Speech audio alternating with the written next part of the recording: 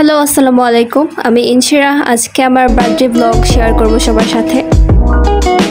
এই ভিডিও লাস্টে কিছু ফটো অ্যাটাচ করা আছে, ওইগুলো অবশ্যই দেখতে মিস করবেন না।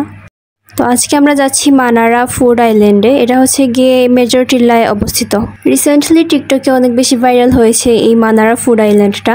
তো ভাবলাম যেহেতু এখানে কেক অ্যালাউ আছে তাই এখানেই যাওয়া যায়। ওদের মেনু কার্ডে অনেক ধরনের ফুড অপশন ছিল, যেটা আমার অনেক ভালো লেগেছে। ওদের সব ধরনের ফুডেরই প্রাইস রেঞ্জ অনেক কম ছিল।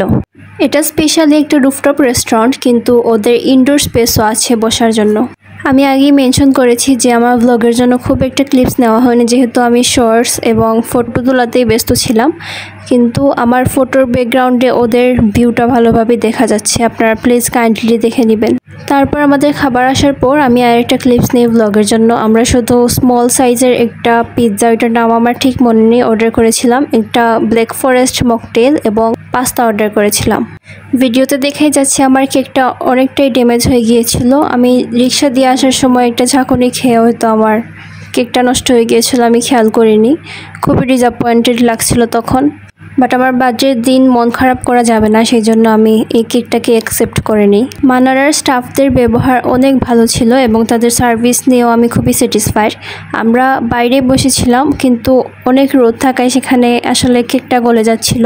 তাই ভাবলাম যে ভিতরে এসে বসি। সব ফুড আসার পরও ওনারা ধৈর্য ধরে আমাদেরকে বাইরে থেকে সব ফুড একটা একটা করে এনে আবার ভিতরে দিয়েছেন। যেহেতু আমি আর আমার ফ্রেন্ড শুধু ছিলাম, আমাদের একসাথে ছবি তুলে দেওয়ার মতো কেউ ছিল না। ওয়েটার ভাইরা আমাদের একসাথে ছবি তুলে দিয়েছেন, সেটা আমি আমার ব্লগে এড করে দিচ্ছি। আজকের ভিডিও এতটুকুই। আপনাদের ভালো লাগলে একটি লাইক, শেয়ার এবং সাবস্ক্রাইব করে দিবেন।